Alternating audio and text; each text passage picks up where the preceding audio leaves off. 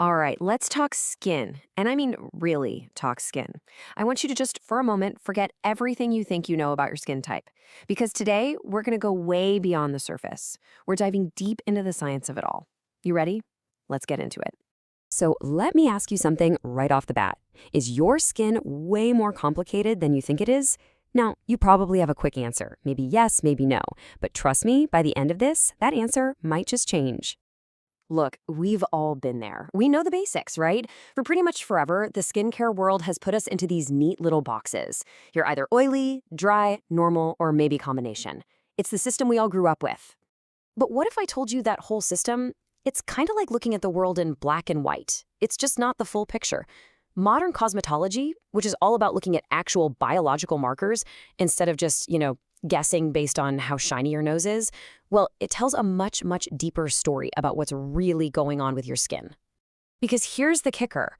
It turns out there aren't just 4 or 5 skin types. Not even close. Scientifically speaking, there are 16. Yeah, you heard me right. 16. And the best way to think about them is like unique skin personalities. Seriously, each one has its own specific needs, its own quirks, its own preferences. And what we're going to do today is break down the science so you can finally figure out which one is yours. Okay, so how do we even start to figure this out? It all comes down to what we call the 4 skin parameters. This whole system is based on something called the Bauman Skin Type Indicator, or BSTI for short, and it's a total game changer because it moves away from just looking at skin to actually measuring how it functions. So the BST basically looks at your skin across 4 key, you could call them battlegrounds. And this isn't just about whether your skin looks good today. Nope. This is about its underlying biology. We're talking hydration, inflammation, pigmentation, and how it ages. It's the why behind the what. Decoding the dichotomies. Okay, so how do we get from just 4 parameters to a whopping 16 skin types? Well, it's because each one of these parameters is what's called a dichotomy. It's a scale, right, with 2 opposite ends. Let's break down each one. First up, parameter 1. Oily versus dry. Now, this one probably sounds familiar, but it's a little more complex than just having a bit of shine. This is really about the delicate balance between how much oil or sebum your glands are producing and how well your skin can actually hold on to moisture. And what's super interesting is what that oil or sebum is actually made of. It's not just grease. It's this incredible mix of triglycerides, wax esters, and squalene. And together, they create this natural shield that's both antimicrobial and full of antioxidants. It's good stuff. But when things like hormones, especially androgens, crank up production, that's when you land on the oily side of the scale. Now, on the flip side, we have dry skin. You can see how the skin's barrier is supposed to look like a nice, tight brick-and-mortar wall, but in dry skin, that mortar, the lipids holding the cells together, is messed up. This creates tiny cracks, which leads to something called transepidermal water loss. It's just a fancy way of saying water is literally evaporating right out of your skin. And that's what gives you that tight, rough, uncomfortable feeling. All right, let's move on to parameter number 2, sensitive versus resistant. This one is all about inflammation. So, resistant skin, it has a really strong, healthy barrier. It can fend off allergens and irritants like a champ. Sensitive skin, though, its barrier is a little weaker, it's been compromised, and that makes it way more likely to react with redness, stinging, acne, or even conditions like rosacea.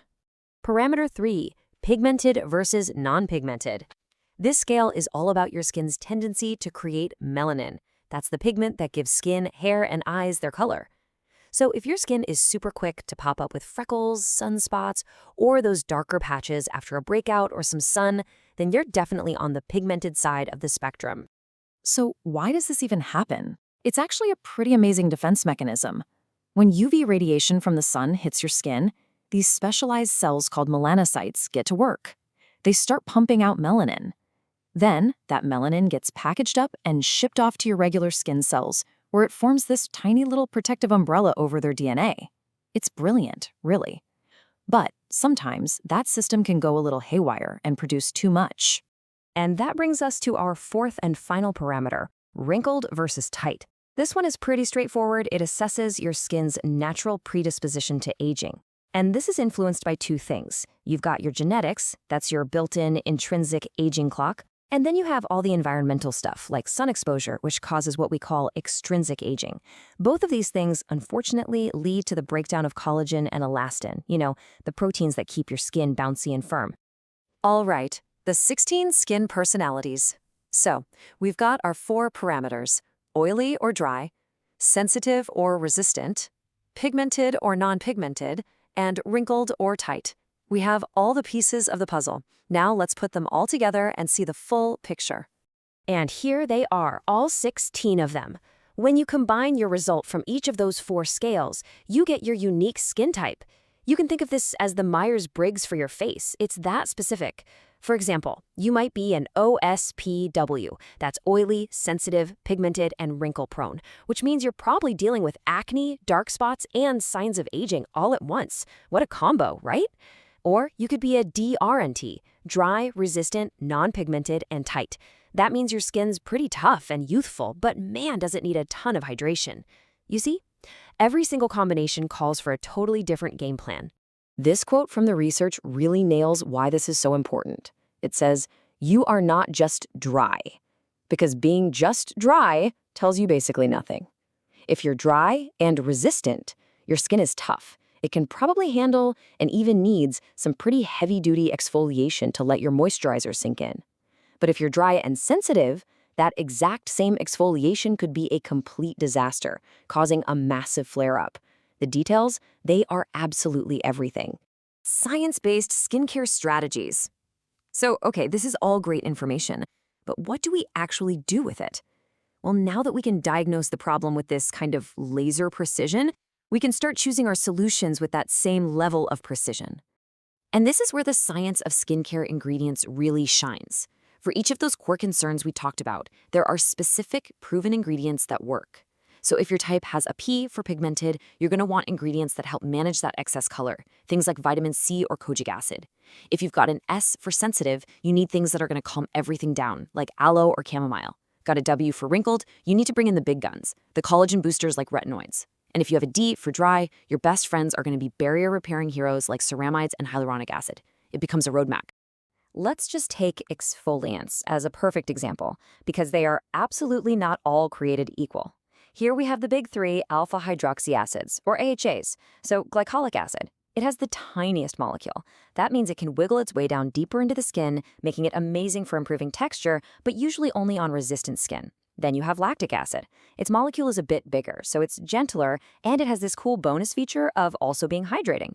But then there's mandelic acid. It's got the largest molecule of the 3, so it works really slowly, just on the surface, and that makes it the absolute gold standard for someone with highly sensitive or rosacea-prone skin. But, and this is a big but, when you're using powerful ingredients like AHAs, you have to play by the rules. This is super important. First, they make your skin more sensitive to the sun, so a daily broad-spectrum SPF is not optional, it is mandatory. Second, if you overuse them, you can actually wreck the very skin barrier you're trying to help, so less is more. But here's the good news. When you use them correctly, they can dramatically boost how well all the other products in your routine get absorbed. So it's a powerful tool. So the next time you look in the mirror, try not to just see oily or dry skin. Try to see the incredibly complex and fascinating story that your skin is trying to tell you. Because now you have the tools to understand its language. The only question left is, what are you going to do about it?